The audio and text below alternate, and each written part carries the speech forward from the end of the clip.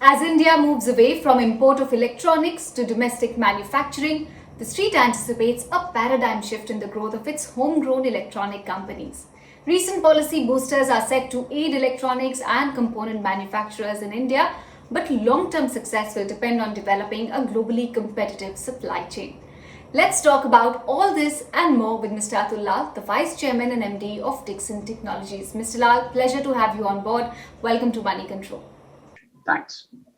Further to what I just said, we all know that the key advantages India brings are a large domestic market and low manpower costs. Can you tell us what are manufacturers like yourself bringing to the table to become more globally competitive? So thanks very much, Karunya, for this interaction. We at Dixon are of a firm conviction and that electronic goods being sold in India would be manufactured in India. And also not only servicing the domestic markets in certain categories, India and Dixon are going to acquire global competitiveness and service the global markets. Now, initially, there is a significant policy intervention and initiative from the government side to support the industry in its stage of infancy, which I think is really desirable and appropriate because the world is changing, the supply chains are changing. The whole world is looking at China plus one kind of a strategy. And there is a large opportunity for India to play a role. Secondly, over the last few years, first because of large domestic market and also the budding engineering skills within the country, the industry has acquired the skill set of frugal manufacturing. Frugal manufacturing, which is going to be finally design-led frugal manufacturing. So that's the key. And Dixon has embarked on that path. One, our capital allocations are extremely frugal. We work on asset turnover ratios of almost 1:10. We work on high return ratios of 30% plus. We are migrating more and more to IP-driven manufacturing. In certain categories like lighting, we've acquired a very large scale, particularly in SKUs like LED bulb, we're globally number 3 or 4. And we are kind of ready and yearning to service the global market. So that's the path. It's the beginning. However, there are many challenges. There are many challenges on talent acquisition, skill upgradations, sustaining on the credentials and the credibility on the deliverable side. These are the challenges. Similarly, on the government, it's extremely important that whatever has been committed, it needs to be executed seamlessly.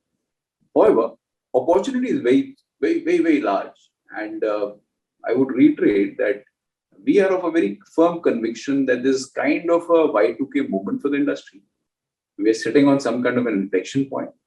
It's for us, along with the support of the government, to deliver on what we are committing. And once we have done that, so next 2 years are going to be extremely important. Then the industry itself is going to be on a very different trajectory, even much bigger. If we look at it, given the small share of the Indian market in the global landscape and the participation of global vendors in this segment, the street is a bit concerned, a bit uncertain about the extent of value addition that domestic companies can bring to the table. What do you have to say to that? So it's a journey, and that journey has just begun. Please appreciate in LED lighting, when we started off in 2013-14, the local value addition was only 10 to 12%. Today, the local value addition is almost 50%.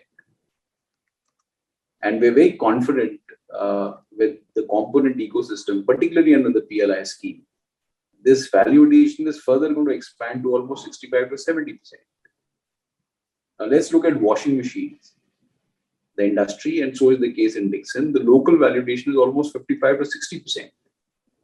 In mobiles, again, it's a very large opportunity. The present value addition is 12 to 15%. But the ecosystem is being set up, wherein the camera modules, the vibration motors, the displays, the mechanicals is going to happen in India. And I'm very sure this 12 to 15% is going to double. So it's just the start. And once the scale is acquired, And I'm not saying in all, but in certain product categories, the global opportunities evolve, they emerge, and they start getting executed. Scale comes in, and the component ecosystem gets shut off. So just the beginning of the journey. Mr. Lal, if you look at the stock price, Dixon has strongly re-rated from 36x 1 year forward PE to 76x, and a large part of it was led by new growth opportunities which were emerging in domestic EMS market, induced by various government initiatives in the recent past. So now that the focus is shifting from announcements to actual execution, what is your forecast for growth rate? What is the kind of run rate do you see Dixon sustain? So we got listed in 2017, and our 2021 turnover in this fiscal was almost 3x, more than 3x of what we were at the time of listing. In this year, again, we feel that we should, from 6,400 crores, we should be able to reach somewhere around 11,000 crores. There's a massive growth in spite of the impact of the pandemic, all the more in the Q1. But we are fairly confident about achieving those numbers. So from 2021 numbers, we are confident that with the next 3 to 4 years, we should be 3x.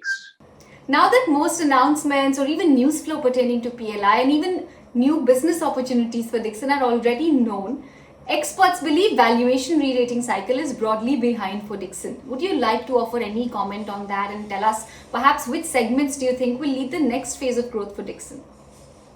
So one, I'm sharing with you the numbers, which is in medium term, that within 3 years, we're going to be 3x.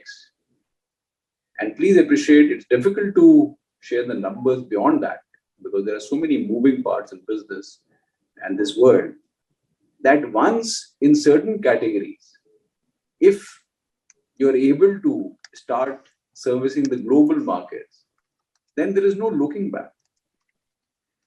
Please appreciate, let me just give you an example of, let's say, LED lighting, LED bulbs. We are number 3 globally as far as numbers are concerned. We have the largest product portfolio. At present, we are somewhere in LED bulbs around $175 million in dollar terms. The global opportunity of only LED bulbs is around $8 to $9 billion. So even if I get 3 to 5% of that, you're doubling your revenue.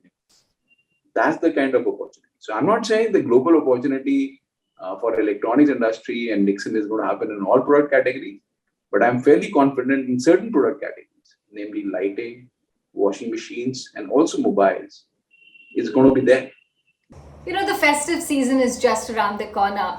Given the way things are with regard to the pandemic, demand scenario, supply side issues, etc., what are your projections for this year?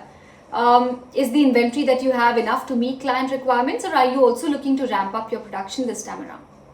So undoubtedly, the order book is extremely good. It's very, very good across all verticals. However, these are difficult times. And we are at the first level of the value chain. This is only a primary order because we service the requirements of the brand.